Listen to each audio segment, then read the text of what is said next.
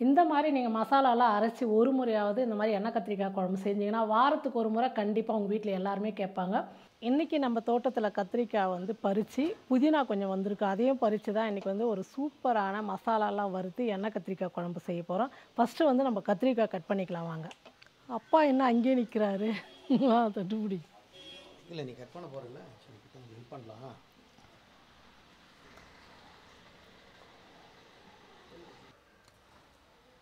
அதுலேயும் ஒன்று இருக்குது பாருப்போ. இதுக்கு முன்னே ஒரு 2 நாளைக்கு முன்னே வந்து ஒரு 10 கத்திரிக்காய் சின்ன சின்னதாக அப்போது செய்யலான்னு சொல்லிட்டு தான் கட் பண்ணி வச்சுருக்கிறேன். இந்த மாதிரியே சின்ன சின்னதாக இருந்தது. இப்போ நம்ம மேலே போயிட்டு புதினா கட் பண்ணின்னு வரலாம். புதினா வாங்கிட்டு வந்து அதை கிள்ளிட்டு சும்மா வேஸ்ட்டாக போகிறதுன்னு நட்டு வச்சேன். அது மட்டும் ஓரளவுக்கு வந்திருக்கு. இன்றைக்கி அவசரத்துக்கு கடைக்கு போகாமல் எனக்கு வந்து யூஸ் ஆச்சு. இந்த மாதிரி கட் பண்ணிக்கிட்டால் மறுபடியும் வந்து நல்லா துளிர் விட்டு வரும். அவ்வளோதான், கொஞ்சோண்டு புதினா. ஆனால் இன்னும் கொஞ்சம் இருந்திருந்தால் நல்லா இருந்திருக்கும். கத்திரிக்காய் ஒரு 4 கத்திரிக்காய், அது கூட வந்து ஒரு 1/4 கிலோ கத்திரிக்காய் வந்து கடையில் வாங்கிட்டு வர சொன்னேன், கம்மியாக இருக்குன்னு சொல்லிட்டு. அதெல்லாம் வச்சு தான் எண்ணெய் கத்திரிக்காய்க்கு இந்த மாதிரி ரொம்ப குட்டி குட்டியாக இருந்தால் தான் நல்லாயிருக்கும். எண்ணெய் கத்திரிக்காய் குழம்புக்கு எவ்வளோ மசாலா எடுத்து வச்சுருக்கிறேன் நான். இதெல்லாம் அரைச்சி போட்டு செய்யும் போது ரொம்ப நல்லாயிருக்கும். ஏன்னா நமக்கு தேவையான, உடம்புக்கு தேவையான எல்லாமே சத்துள்ள பொருள் தான் நம்ம எடுத்து, வேர்க்கடலை எடுத்து, கசகசா, தேங்காய், அப்புறம் வந்து முந்திரி, புதினா, கொத்தமல்லி, இஞ்சி, பூண்டு, இப்படி எல்லாமே வந்து நம்ம உடம்புக்கு வந்து நல்லது எப்படி எதுவோ அது எல்லாமே வச்சு தான் நம்ம சமைக்க போகிறோம். இப்போ நம்ம ஃபஸ்ட்டு வந்து என்ன செய்யறதுன்னு சொல்லிட்டு பார்க்கலாம். இப்போ எண்ணெய் கத்திரிக்காய் குழம்புக்கு மசாலாலாம் வந்து நம்ம வறுத்துக்கலாம். அதுக்கு நான் வந்து ஒரு 2-3 டீஸ்பூன் எண்ணெய் சேர்த்துக்கிறேன். ஏன்னா வெங்காயம், தக்காளி எல்லாமே வந்து நம்ம எண்ணெயில் வந்து நல்லா வதக்கிக்கணும். இஞ்சி ஒரு துண்டு எடுத்து தோல் எடுத்துகிட்டு சின்ன சின்ன பீஸாக கட் பண்ணிக்கிட்டு அந்த இஞ்சி சேர்த்துக்கலாம். ஒரு 20 பல் பூண்டு, சின்ன சின்ன பூண்டு எடுத்துக்கிட்டேன், நாட்டு பூண்டு, அதையும் சேர்த்துக்கிறேன். 4 பச்சை மிளகாய் 2 கட் பண்ணிக்கிட்டேன், அதையும் சேர்த்துக்கலாம். பச்சை மிளகா வெடிக்குதுடா, கட் பண்ணி தான் போட்டேன். இஞ்சி, பச்சை மிளகா, பூண்டு சேர்த்துக்கிட்டேன். ஒரு பெரிய வெங்காயம் எடுத்து சின்ன சின்னதாக கட் பண்ணிக்கிட்டேன், அதையும் சேர்த்துக்கலாம். தக்காளி வந்து 3 தக்காளி. எண்ணெய் கத்திரிக்காய் குழம்புக்கு புளி சேர்த்தா நல்லாயிருக்கும். நம்ம மசாலாலாம் போடுறதுனால புளி வேணான்றதுனால தக்காளி அதிகமாக எடுத்துக்கிட்டேன். பெரிய பெரிய தக்காளி வந்து 3 தக்காளி எடுத்துக்கிட்டேன். இது கூடவே வந்து கொத்தமல்லி ஒரு கைப்பிடி நிறையா. புதினா மட்டும் கொஞ்சமாக தான் இருக்குது, இந்த கப்பு நிறையா போட்டால் நல்லா இருந்திருக்கும். நம்ம தோட்டத்துலேருந்து இது இவ்வளோ தான், இதை மட்டும் நான் சேர்த்துக்கிறேன். இது எல்லாம் சேர்த்து நல்லா வதக்கிக்கலாம். நம்ம எந்த அளவுக்கு சேர்த்து வதக்கி அரைக்கிறோமோ அந்த அளவுக்கு வந்து குழம்பு வந்து ரொம்ப டேஸ்ட்டாக இருக்கும். இந்த எண்ணெய் கத்திரிக்காய் குழம்பு வந்து நம்ம வெறும் சாதத்தோடு மட்டும் இல்லை, சப்பாத்தி, தோசை, இட்லி எல்லாத்துக்குமே நல்லாயிருக்கும். அந்த அளவுக்கு நம்ம எல்லாமே சேர்த்து தான் மசாலாலாம் அரைச்சி போடுறோம். நல்லா வதங்கட்டும். அதுக்குள்ளே வந்து நம்ம கத்திரிக்காய் வந்து கட் பண்ணிக்கலாம். எண்ணெய் கத்திரிக்காய்னாவே இந்த காம்போடு நம்ம போட்டால் தான் அந்த கத்திரிக்காயோட டேஸ்ட்டு ரொம்ப நல்லாயிருக்கும். அந்த எண்ணெய் கத்திரிக்காய் குழம்புக்கே ஒரு பவர் அதுதான். பாருங்கள், வெங்காயம், தக்காளி, இஞ்சி, பூண்டு, பச்சை மிளகாய் எல்லாமே நல்லா வதங்கிடுச்சு. இப்போ இதை இறக்கி வச்சுட்டு சூடு ஆறட்டும், அதுக்கப்புறம் நம்ம அரைச்சிக்கலாம். இப்போ வந்து குழம்பு வந்து தாளிச்சிக்கலாம். எண்ணெய் கத்திரிக்காய் குழம்புக்கு வந்து நெல்லெண்ணெய் நம்ம சேர்த்துக்கிட்டால் ரொம்ப டேஸ்ட்டாக இருக்கும், உடம்புக்கும் ரொம்ப நல்லது. ஒரு 5 டீஸ்பூன் வந்து எண்ணெய் சேர்த்துக்கிறேன். ஏன்னா எண்ணெய் கத்திரிக்காய்னாவே எண்ணெய் அதிகமாக இருந்தால் தான் டேஸ்ட்டு நல்லாயிருக்கும். எண்ணெய் காஞ்சிடுச்சு, கடுகு சேர்த்துக்கிறேன். ஒரு 1/4 டீஸ்பூன் வந்து சீரகம்.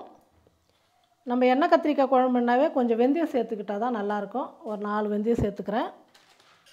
கடுகு நல்லா பொரிஞ்சு வரட்டும். கடுகு, வெந்தயம் எல்லாமே நல்லா பொரிஞ்சிடுச்சு.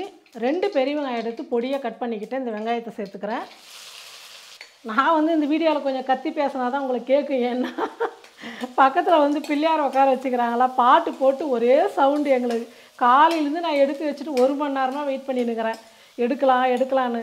அப்புறம் வந்து பாட்டோடு போட்டு விட்டு நமக்கு தெரியாமல் காப்பி ரைட்ஸ் வந்துட்டு நம்ம சேனலுக்கு ஆபத்து வந்துடும் போது, அதனால் வந்து பார்த்து இப்போ தான் சமைக்கிறேன் நான். எல்லாத்தையும் க்ளோஸ் பண்ணாலும் லைட்டாக கேட்குது. கேட்குது. அப்போ கூட வெங்காயம் நல்லா வதங்கட்டும். நான் சமைக்கும் போது கூட வந்து வேலை செய்யலைன்னா அந்த சமையல் நிறைவேறுமா? முழுமை அடையாது. அதனால தான் வந்து கூட கொஞ்சம் வேலை செய்ய சொல்லி இன்னும் சாப்பிட்டே இருக்கிறார். நான் வாயெல்லாம் பாரு, வாய் தடை ஆசைப்பட்டுருக்கிறார். ஏதோ எள்ளு வெல்லம் மிக்சிங் சூப்பராக இருக்குது. எது அரைக்கணும்? இந்த வெங்காயம் தக்காளி ஆறிடுச்சாப்பார் சூடாக இருக்கும். ஃப்ரை எதுவும் அதெல்லாம் ஃபஸ்ட்டு இதை தான் அரைக்கணும். இப்போ இந்த வெங்காயம் வந்து பாதி அளவுக்கு வதங்கிடுச்சு. இது கூட வந்து நம்ம கத்திரிக்காயும் போட்டு எண்ணெயில் வதக்கிக்கலாம். தண்ணி இல்லாமல் நல்லா வடிகட்டிட்டு சேர்த்துக்கலாம். அதுக்குள்ளே நான் இதை அரைச்சி கொடுக்குறேன்.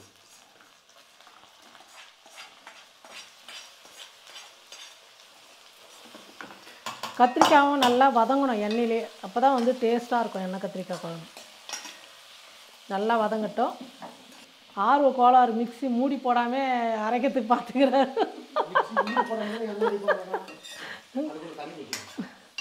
நான் வேலை செய்கிறா இருப்பாடுறா.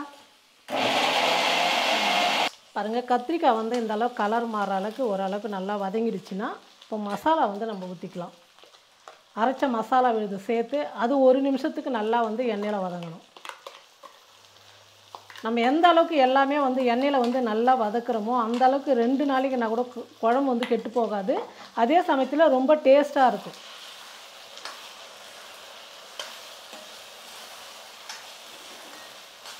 மசாலா அரைச்சல அந்த விழுதெல்லாம் வந்து நிறைய வேஸ்ட் ஆகிடும். அதனால் கொஞ்சம் தண்ணி ஊற்றி மிக்சியில் கலந்து அந்த தண்ணியை ஊற்றி சேர்த்து நல்லா வதக்கிக்கலாம்.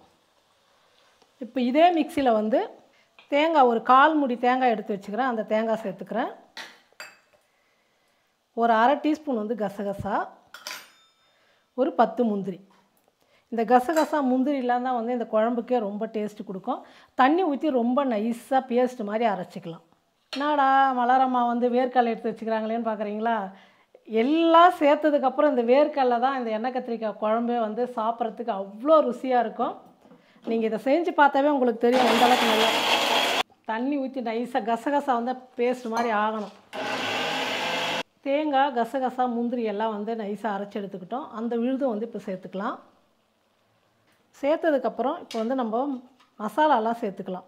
ஏற்கனவே வந்து நான் ஒரு 5 பச்சை மிளகாய் சேர்த்துருக்குறேன் காரத்துக்கு. அதனால் 1 டீஸ்பூன் வந்து வெறும் மிளகாத்தூள் சேர்த்துக்கிறேன்.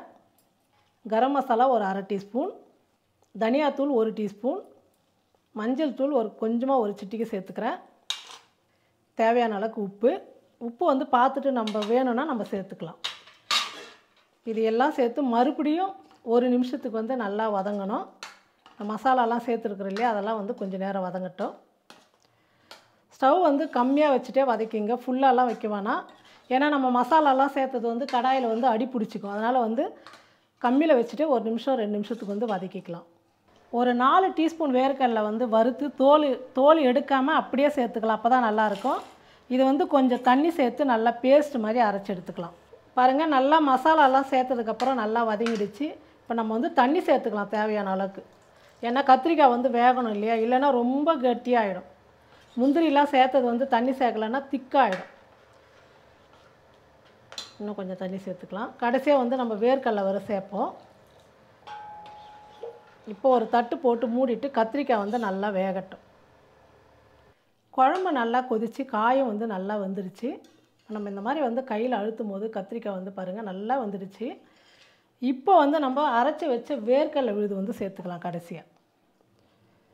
இதுதான் இந்த எண்ணெய் கத்திரிக்காய் குழம்போட டேஸ்ட்டே இதுதான். கொஞ்சமாக தண்ணி சேர்த்து அலசி ஊற்றிக்கலாம். வேர்க்கடலை சேர்த்ததுக்கப்புறம் ஒரு 2 நிமிஷம் கொதிச்சா போதும், அதிகமாக கொதிக்க வேணாம்.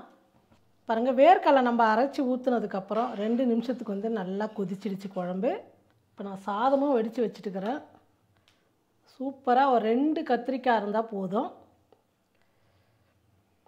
இப்போ நான் வச்சுருக்கிற குழம்பு வந்து 10 பேர் சாப்பிட்லாம்.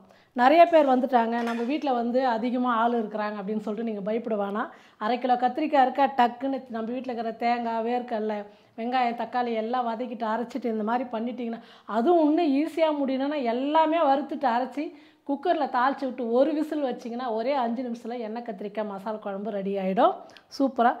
அது கூட வந்து எப்போவுமே நான் வந்து எண்ணெய் கத்திரிக்காய் குழம்பு வைக்கும் போது காரக்குழம்பு, புளிக்குழம்பு இந்த மாதிரிலாம் செய்யும் போது ஒரு முட்டை ஒன்று வேக வச்சுட்டு சைடில் சாப்பிட்டு பாருங்களேன், இன்னும் சாப்பாடு வாவான்னு நம்மளை கூப்பிடும். அந்த அளவுக்கு வந்து ரொம்ப டேஸ்ட்டாக இருக்கும். ஆனால் வேக வச்ச முட்டை இருந்தால் தான் இதுக்கு நல்லாயிருக்கும். புளியே சேர்க்கலை, தக்காளி மட்டும் தான் சேர்த்துருவேன். ஆனால் புளிப்பெல்லாம் கரெக்டாக இருக்குது. இந்த மாதிரி நீங்கள் மசாலாலாம் அரைச்சி ஒரு முறையாவது இந்த மாதிரி எண்ணெய் கத்திரிக்காய் குழம்பு செஞ்சிங்கன்னா வாரத்துக்கு ஒரு முறை கண்டிப்பாக உங்கள் வீட்டில் எல்லாருமே கேட்பாங்க.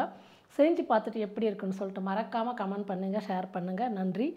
நான் ஃபஸ்ட்டு உப்பு காரம்லாம் இருக்கான்னு சொல்லிட்டு, ஏன்னா நான் சாப்பிட்டு பார்த்து நல்லா இருக்குன்னு சொன்னால் தான் உங்களுக்கு செய்யறதுக்கு கூட ரொம்ப ஆர்வமாக இருக்கும். அம்மாவே சொல்லிட்டாங்க நம்ம செய்யணும்னு சொல்லிட்டு. அதுக்குள்ளேயே நன்றி வணக்கத்தை போட்டீங்க. அப்படியா? ஆர்வ கோளாறு. நான் எப்பவுமே இந்த மாதிரி ஆஃப் பண்ணலாமா நீ? ஓ ஆஃப் பண்ணலையா? சாப்பாடை பார்த்தா நான் இந்த வெந்தய குழம்பெல்லாம் நல்லா புளிப்பாக செய்வேன். அதுக்கெல்லாம் வந்து நான் 2 முட்டை சாப்பிடுவேன். எங்கள் வீட்டில் இன்னும்மா நம்ம இருக்குது 4 பேர். பிரியாவும் முட்டை சாப்பிடாது, அப்பாவும் சாப்பிட மாட்டார், நானே வந்து இவன் 1 முட்டை தான் சாப்பிடுவான். இன்னும் 3 முட்டை அதிகமாக இருக்குன்னு. எனக்கு அந்த மாதிரி குழம்புக்கெல்லாம் வந்து 2 முட்டை இருந்தால் கூட நான் சாப்பிடுவேன். எனக்கு ரொம்ப பிடிக்கும். சின்ன வயசுலேருந்து அப்படி தான் நான் சாப்பிடுவேன். முட்டை எடுத்து இந்த குழம்போடு சேர்த்து அது சாப்பிடும்போது சூப்பராக இருக்கும். கரெக்டாக இருக்குது. ஆனால் கொஞ்சம் உப்பு கம்மியாக இருக்குது. அவருக்கு வந்து உப்பு கம்மியாக இருந்தால் தான் அவர் சாப்பிடும்போது இப்போ சாப்பிட்டு சொல்லுவார், அப்போ தான் கொஞ்சம் உப்பு சேர்த்துவேன். ஆனால் சூப்பர் டேஸ்ட் ஆகுது. கத்திரிக்காய் வேறு பாருங்கள், நல்லா கொல நல்லா வெந்துடுச்சு. இந்த மாதிரி இருக்கணும் கத்திரிக்காய், எடுத்து அப்படியே பூ மாதிரி வரணும். நீங்களும் இந்த மாதிரி கண்டிப்பாக செஞ்சு பாருங்கள்.